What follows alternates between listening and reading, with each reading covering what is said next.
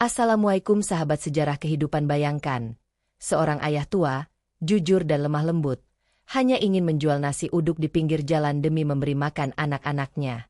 Namun siang itu, di tengah hujan deras dan hiruk-pikuk kota, ia justru diperlakukan seperti penjahat. Gerobaknya ditendang, makanannya tumpah ke jalan, dan di depan mata banyak orang, ia dipukul hingga tak sadarkan diri. Tangisan anaknya menggema di antara hujan. "Jangan pukul ayahku." Suara itu mengguncang langit, membuat seluruh negeri menunduk dalam diam. Tapi siapa sangka, dari darah dan luka seorang pedagang kecil, lahir cahaya yang menyalakan kembali hati bangsa. Ia tidak membalas dengan amarah. Ia tidak menuntut dendam. Justru dari mulutnya keluar kata yang menampar nurani jutaan orang. Yang salah bukan seragamnya, tapi hati yang lupa pada nurani. Patah hati inilah kisah nyata yang akan membuatmu menangis. Kisah tentang pentungan, maaf, dan keadilan yang lahir dari hati yang terluka. Buku terbuka. Allah Subhanahu wa Ta'ala berfirman, "Sesungguhnya Allah menyuruh berlaku adil dan berbuat kebajikan, memberi kepada kaum kerabat, dan melarang dari perbuatan keji, kemungkaran, dan permusuhan." Quran Surat An-Nahl 90. Tangan menunjuk kanan, saksikan kisah ini sampai akhir.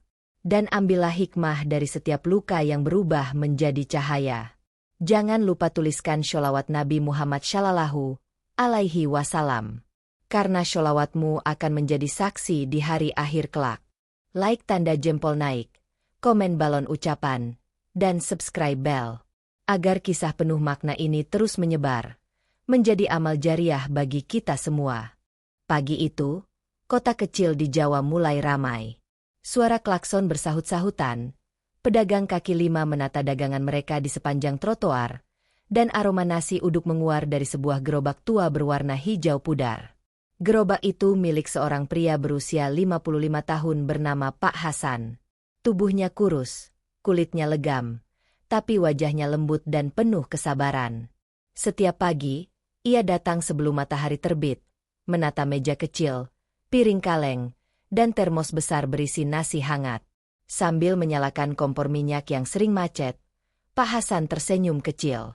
"Ya Allah, semoga dagangan hari ini lancar. Anak-anak bisa makan enak malam nanti," gumamnya pelan. Ia tidak tahu bahwa hari itu akan menjadi hari paling panjang dalam hidupnya. Seorang pelanggan langganan datang, tukang ojek yang setiap pagi mampir. "Pagi, Pak Hasan."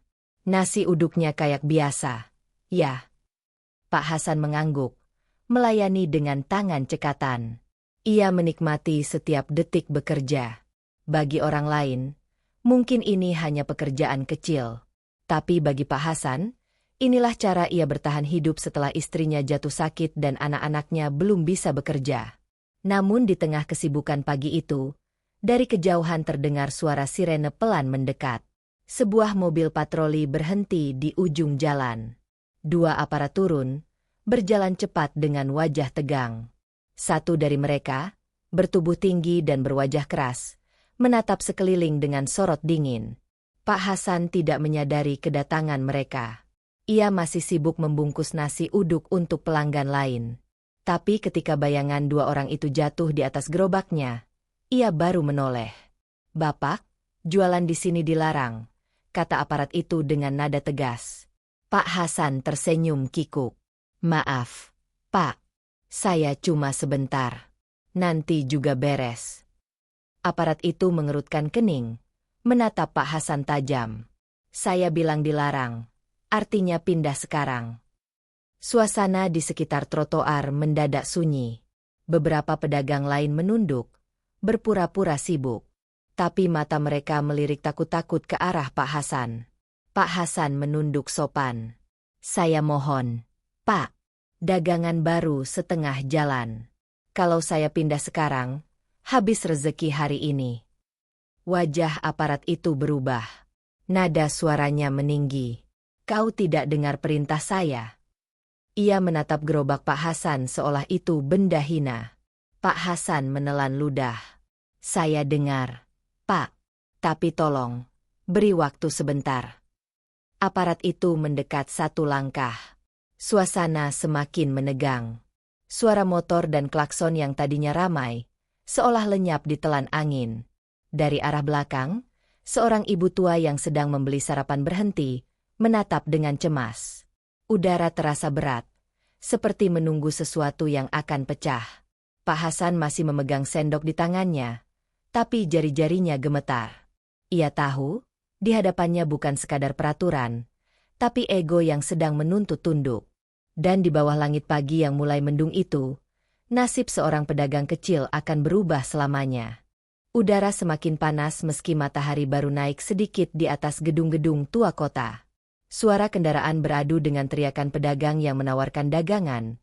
Namun di sekitar gerobak Pak Hasan, suasana terasa berbeda. Sunyi dan menegangkan. Aparat berseragam itu berdiri di depan gerobak. Tangannya memegang pentungan hitam. Di sebelahnya, satu anggota lain terlihat lebih muda, tampak canggung, namun tidak berani berbicara. "Pak, saya bilang pindah. Ini bukan tempat jualan," ucap aparat itu lagi, suaranya semakin keras. Pak Hasan menunduk. "Saya mohon, Pak, hanya sebentar. Pembeli saya belum selesai makan. Setelah itu saya bereskan." Nada suaranya lembut, tidak ada niat melawan, hanya rasa takut dan harap. Tapi bagi sang aparat, kelembutan itu justru terdengar seperti perlawanan. "Jangan mengatur saya, Bapak," bentaknya. Tangannya menghantam meja kayu gerobak, membuat piring-piring bergetar. Nasi uduk yang tadi harum kini tercium seperti aroma ketegangan. Beberapa orang berhenti di trotoar, memperhatikan dari jauh. Seorang anak kecil yang membeli gorengan di ujung jalan berlari menjauh, ketakutan mendengar bentakan itu. Pak Hasan mencoba menenangkan situasi. "Saya tidak bermaksud melawan, Pak. Saya cuma mencari nafkah. Tolong pahami." Aparat itu mendengus kasar. Wajahnya memerah. "Pahami? Kau pikir aturan bisa dilanggar hanya karena kau miskin?" Kata-kata itu menusuk hati Pak Hasan seperti pisau. Ia menunduk lebih dalam, menahan perih di dada. Angin lewat perlahan, membawa aroma debu dan nasi yang mulai dingin. Tiba-tiba, aparat itu menendang tong air di samping gerobak. Air tumpah membasahi jalan, membuat kaki Pak Hasan terpercik. "Kalau saya bilang pindah, berarti sekarang. Jangan banyak bicara." Kerumunan kecil mulai terbentuk. Wajah-wajah penasaran muncul di antara pepohonan. Beberapa dari mereka diam-diam mengangkat ponsel, mulai merekam. Pak Hasan menatap gerobaknya. Ia tahu, kalau ia pindah sekarang, semua makanan akan terbuang sia-sia. Hari ini, anak-anaknya tidak akan makan. Tapi kalau ia melawan, entah apa yang akan terjadi. Suasana semakin panas.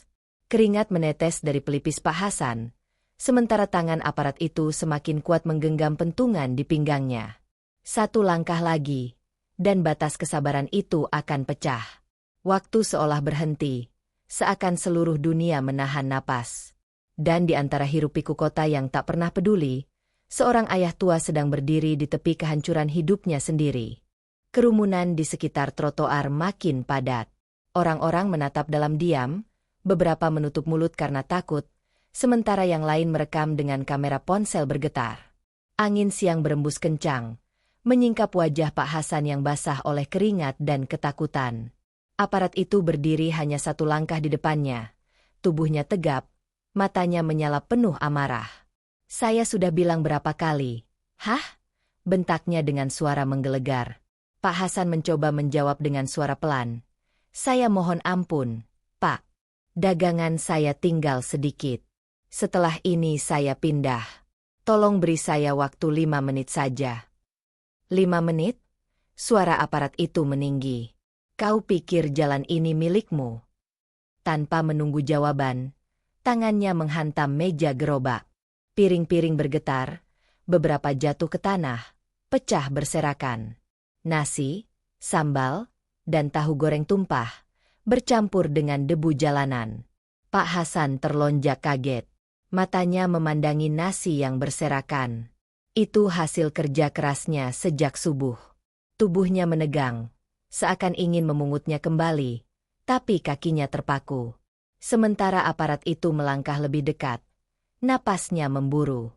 Kau tidak paham, ya? Dengan cepat, tangannya mendorong bahu Pak Hasan hingga tubuh renta itu oleng dan hampir jatuh. Suara jeritan kecil terdengar dari seorang wanita di kerumunan. Pak Hasan menatap kosong. Ia tidak mengangkat tangan, tidak melawan, hanya berdiri memandangi gerobaknya yang kini porak-poranda. Pak, tolong jangan kasar. Saya tidak melawan, saya cuma mau cari makan, katanya lirih, nyaris seperti bisikan. Namun aparat itu tidak mendengar. Atau mungkin tidak ingin mendengar. Ia menarik napas panjang, lalu dengan kasar menendang kaki gerobak hingga terbalik. Semua makanan tumpah ke jalan. Suara sendok jatuh, minyak tumpah, dan aroma nasi yang tadi mengundang selera kini berubah menjadi bau pahit yang menyayat hati. Pak Hasan menunduk. Matanya basah. Ia berlutut mencoba menyelamatkan sisa dagangan, namun sebuah tangan kasar menarik kerah bajunya. Masih mau jualan di sini? Hah? Teriak aparat itu. Wajah mereka kini hanya beberapa jengkal. Tatapan Pak Hasan memohon, penuh ketakutan. Suara kamera ponsel mulai terdengar di antara kerumunan. Klik, klik, klik. Beberapa orang saling berbisik, tapi tak ada yang berani mendekat. Dan tepat saat matahari tertutup awan, tangan aparat itu melayang cepat ke arah wajah Pak Hasan. Sebuah tamparan keras mendarat, membuat tubuh tua itu terhuyung dan jatuh. Suara itu menggema, seperti menampar nurani setiap orang yang menyaksikan. Kerumunan menahan napas. Tidak ada yang berani bicara. Tidak ada yang berani menolong. Di tanah, Pak Hasan berusaha bangkit dengan tubuh gemetar. Tangannya penuh nasi, bajunya kotor, wajahnya merah lebam. Ia menatap langit yang mendung dan berbisik lirih. Ya Allah, kenapa sekejam ini dunia pada orang kecil sepertiku? Hujan mulai turun pelan, dan setiap tetesnya jatuh seperti air mata langit, membasahi tubuh lemah yang sedang berjuang berdiri di antara serpihan gerobak dan harga diri yang hancur. Hujan turun semakin deras. Rintiknya membasahi jalan yang kini dipenuhi nasi dan pecahan piring. Pak Hasan masih berusaha berdiri, tapi tubuhnya terlalu lemah. Setiap kali mencoba bangkit, kakinya terpeleset di antara nasi dan minyak yang tumpah. Aparat itu masih berdiri di atasnya. Wajahnya dingin, tanpa sedikit pun rasa iba. Di tangannya, pentungan hitam berkilat basah terkena hujan. Sudah saya bilang, jangan jualan di sini, teriaknya lagi. Ia menendang gerobak yang tersisa, membuat suara logam beradu keras, memecah kesunyian yang mencekam. Pak Hasan menatapnya dengan mata memohon. Tolong, Pak, saya bukan penjahat. Saya cuma jual nasi. Namun kalimat itu belum sempat selesai ketika pentungan itu terayun cepat menghantam pundaknya. Suara pukulan itu terdengar jelas, diikuti dengan pekik kesakitan yang menembus hujan. Pak, cukup, teriak seseorang dari kerumunan. Tapi aparat itu tidak berhenti. Satu pukulan lagi menghantam punggung Pak Hasan, membuat tubuh tua itu jatuh tersungkur ke aspal. Darah mulai mengalir dari pelipisnya, bercampur dengan air hujan yang mengguyur tanpa henti. Seorang pemuda dari kerumunan mencoba maju, tapi aparat lain menghadangnya dengan tameng. Mundur. Ini urusan kami, bentak mereka. Hujan terus turun, tapi suasana semakin panas. Orang-orang menjerit, beberapa menangis. Seorang ibu memeluk anaknya erat-erat agar tidak melihat. Pak Hasan kini berbaring di tanah, matanya terbuka lemah. Ia mencoba meraih sesuatu, sendok kayu kecil yang patah di dekatnya. Ia menggenggamnya seolah itu adalah simbol terakhir dari hidupnya. Pak, hentikan, tolong hentikan, ucapnya pelan. Tapi tubuhnya kembali terguncang saat pentungan itu menghantam punggungnya lagi. Hening. Lalu sebuah jeritan melengking pecah dari kerumunan. Suara seorang anak laki-laki. Jangan pukul ayahku. Semua kepala menoleh. Seorang bocah kecil berlari menembus hujan, wajahnya pucat, air matanya bercampur dengan air hujan. Ia berlari dan memeluk tubuh ayahnya yang terkapar. "Sudah, Pak. Jangan lagi. Ayah saya cuma jualan nasi, bukan maling," teriaknya dengan suara serak. Aparat yang tadi memukul tiba-tiba terdiam. Tangannya menegang di udara, matanya memandangi bocah kecil itu yang kini berlutut memeluk tubuh ayahnya. Suasana mendadak sunyi. Bahkan suara hujan terasa seperti berhenti sejenak. Namun kerusakan sudah terjadi. Tubuh Pak Hasan sudah lemah, wajahnya pucat, bibirnya bergerak pelan tapi suaranya hampir tak terdengar. "Nak, jangan takut. Ayah cuma jatuh sedikit." Kata-kata itu membuat semua yang menyaksikan menunduk. Tidak ada lagi kamera yang berani merekam. Tidak ada lagi suara yang keluar. Hanya tangis yang terdengar bersahutan. Aparat itu menundukkan kepala, namun tidak untuk meminta maaf. Ia berjalan pergi, meninggalkan tubuh tua yang berlumur darah dan seorang anak yang terus memanggil ayahnya di tengah hujan yang tak mau berhenti. Hujan masih turun deras ketika ambulans datang menembus kerumunan. 2 petugas medis berlari sambil membawa tandu. Tubuh Pak Hasan diangkat perlahan. Bajunya basah, wajahnya pucat, darahnya bercampur dengan air hujan yang mengalir di aspal. Bocah kecil itu, anaknya, terus memanggil sambil berlari di samping tandu. "Ayah bangun, ayah, jangan tidur, ayah."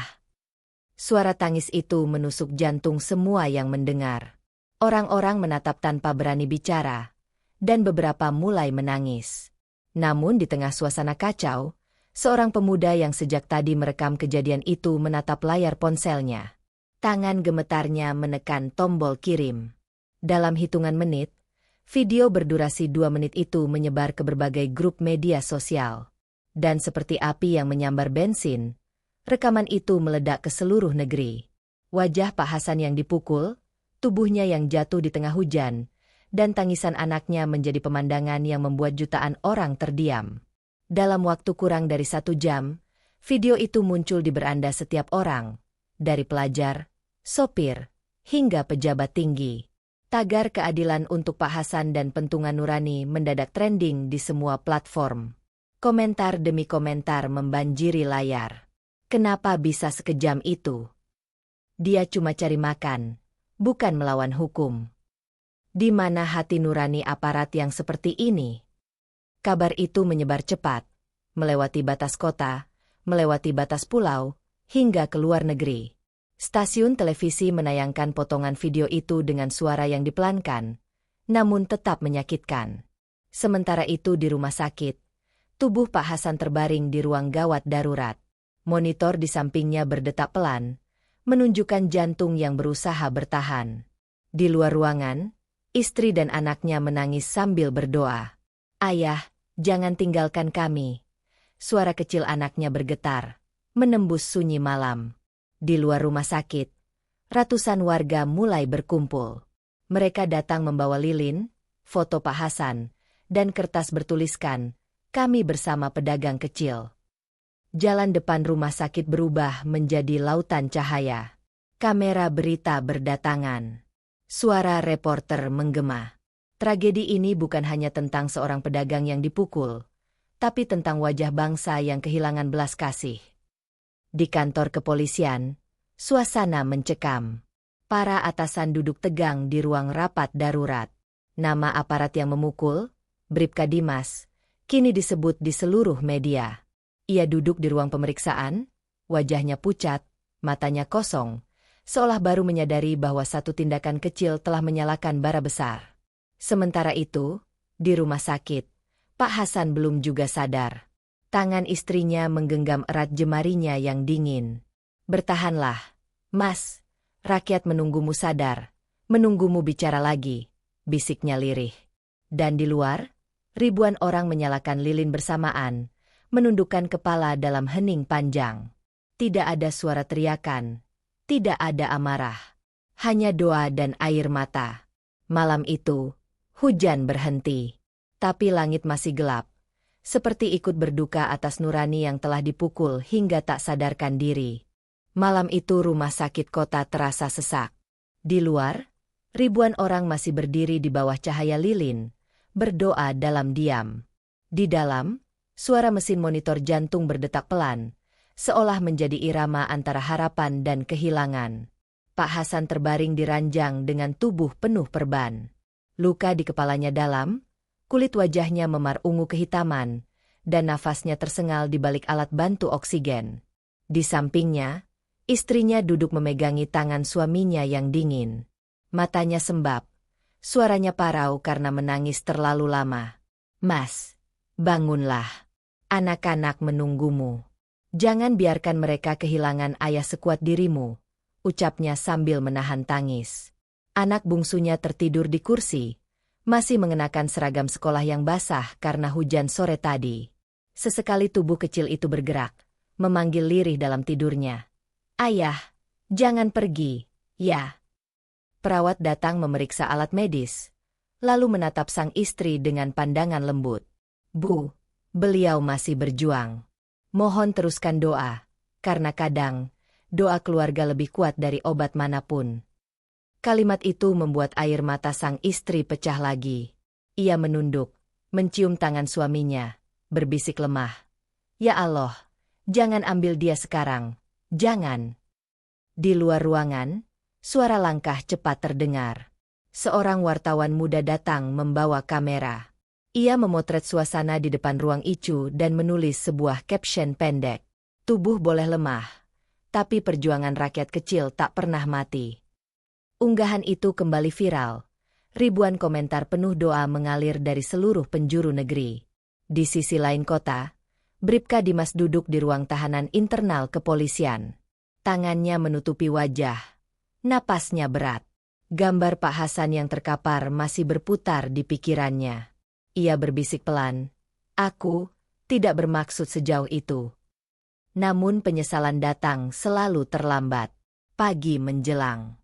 Matahari pertama menyinari jendela rumah sakit, tapi ruangan itu masih dipenuhi keheningan dan bau obat.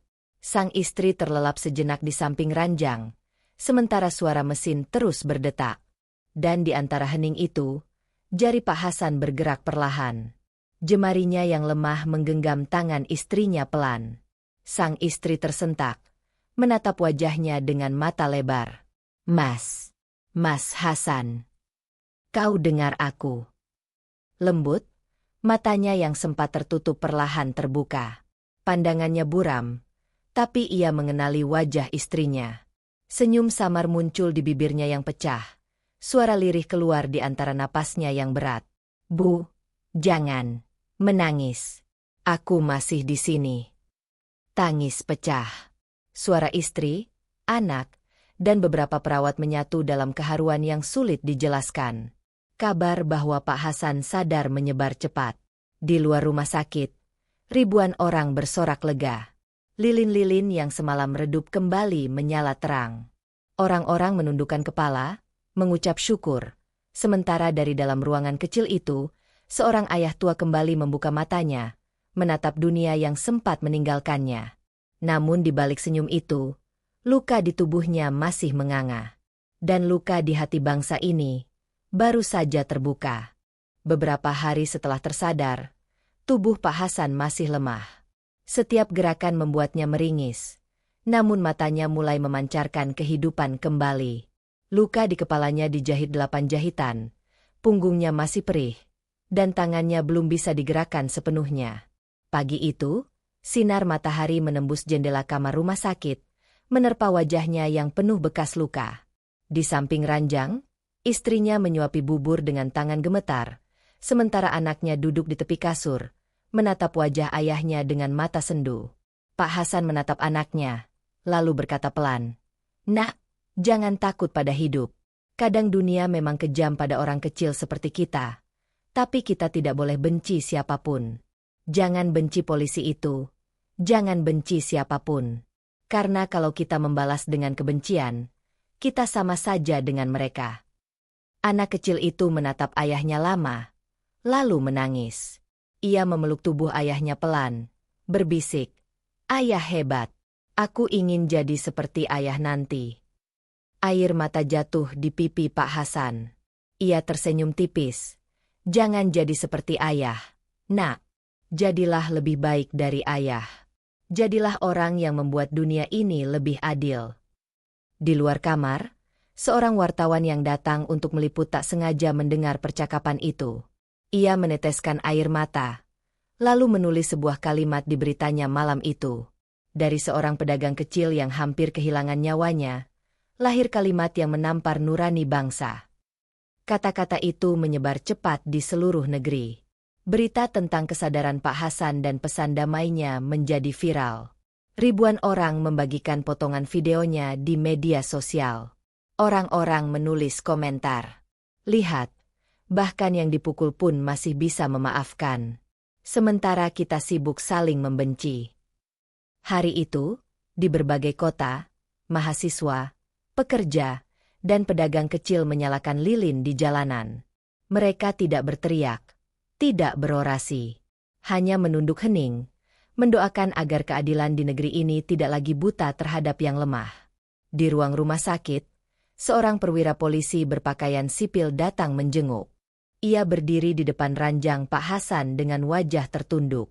"Pak Hasan," suaranya lirih, "atas nama kepolisian, saya minta maaf. Kami telah menyakiti Bapak dan rakyat kecil. Kami tidak pantas memakai seragam jika kehilangan rasa kemanusiaan." Pak Hasan menatapnya lama. Suasana hening. Lalu ia berkata dengan suara lemah namun tenang, "Nak, seragam tidak salah. Yang salah adalah hati yang lupa pada nurani." Kalimat itu membuat perwira muda itu menunduk menangis. Dan sejak hari itu, setiap kali orang melihat wajah Pak Hasan di media sosial, mereka tidak hanya melihat korban, mereka melihat cermin yang memantulkan tanya, "Apakah kita masih punya hati?" Malam pun tiba. Dari jendela rumah sakit, Pak Hasan menatap langit dengan mata berkaca-kaca. Lampu-lampu kota berkelap-kelip, seolah menggantikan ribuan lilin yang dulu menyala untuknya. Ia berbisik lirih, "Ya Allah, jadikan lukaku ini pengingat, agar manusia tak lupa menjadi manusia." Malam itu, kota kembali diselimuti hujan. Tapi kali ini bukan air langit yang menetes, melainkan air mata dari ribuan orang yang datang ke depan kantor kepolisian kota. Mereka berdiri diam di bawah payung dan jas hujan, memegang lilin kecil yang menyala pelan. Cahaya kuning bergetar tertiup angin, menciptakan lautan cahaya di tengah gelap malam. Tidak ada suara teriakan, tidak ada amarah, hanya hening. Di antara kerumunan, terlihat wajah-wajah pedagang kecil, sopir ojek, mahasiswa, dan para ibu rumah tangga.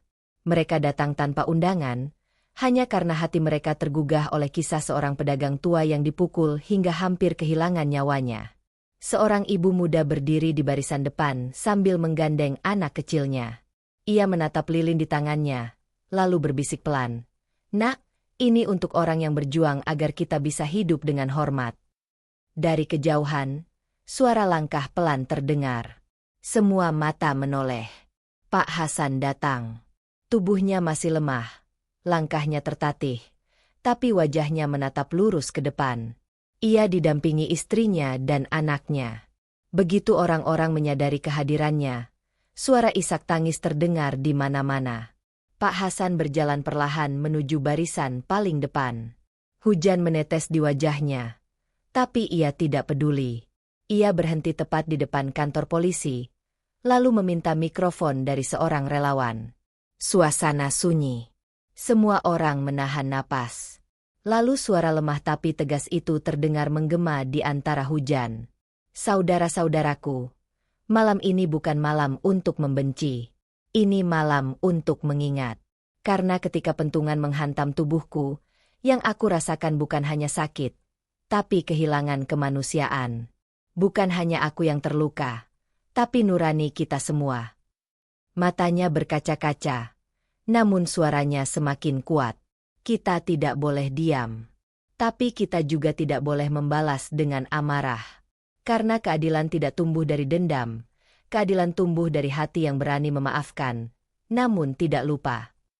Ribuan orang menunduk, beberapa menangis. Lilin-lilin mulai bergetar diterpa angin, tapi tak satu pun padam. Dari antara kerumunan, Langkah pelan terdengar mendekat. Bribka Dimas, polisi yang dulu memukul Pak Hasan, datang tanpa seragam.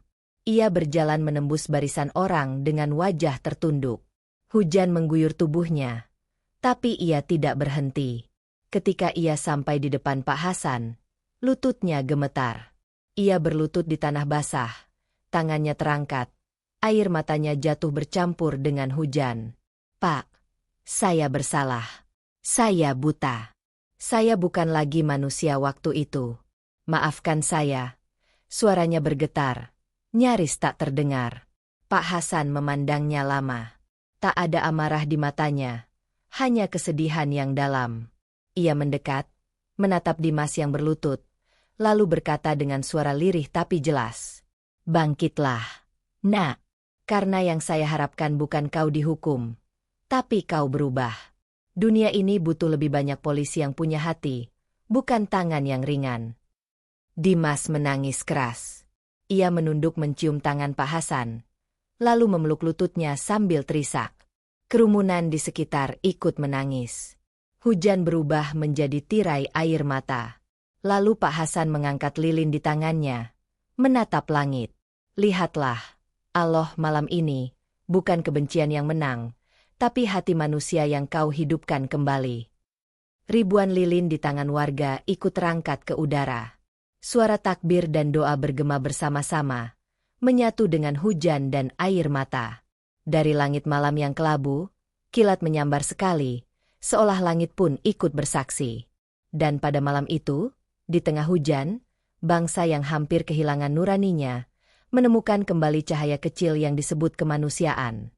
Sahabat sejarah kehidupan, dari kisah Pak Hasan kita belajar bahwa ketidakadilan bukan hanya tentang kekuasaan yang salah digunakan, tapi tentang hati manusia yang kehilangan rasa belas kasih.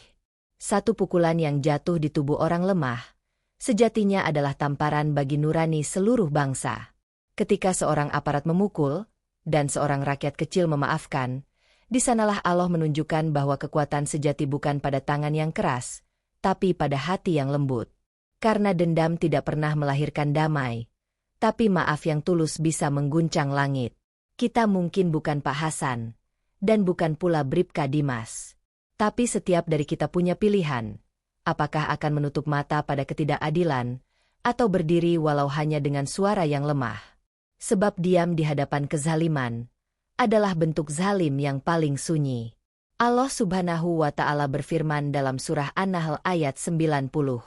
Sesungguhnya Allah menyuruh berlaku adil dan berbuat kebajikan, memberi kepada kaum kerabat, dan melarang dari perbuatan keji, kemungkaran, dan permusuhan.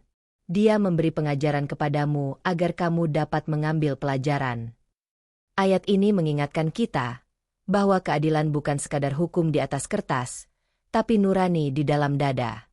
Dan kebajikan tidak selalu lahir dari yang kuat. Seringkali, justru muncul dari hati yang pernah disakiti namun memilih untuk memaafkan. Maka sahabat, jika suatu hari kau melihat ketidakadilan di depan mata, jangan diam. Gunakan suaramu, langkahmu, dan doamu, agar dunia tahu bahwa masih ada manusia yang punya hati. Kami mohon maaf apabila dalam penyampaian kisah ini ada kata-kata yang kurang berkenan. Semoga cerita ini menjadi pengingat bagi kita semua, agar tidak mudah menghakimi dan tidak cepat melupakan kemanusiaan. Wassalamualaikum warahmatullahi wabarakatuh.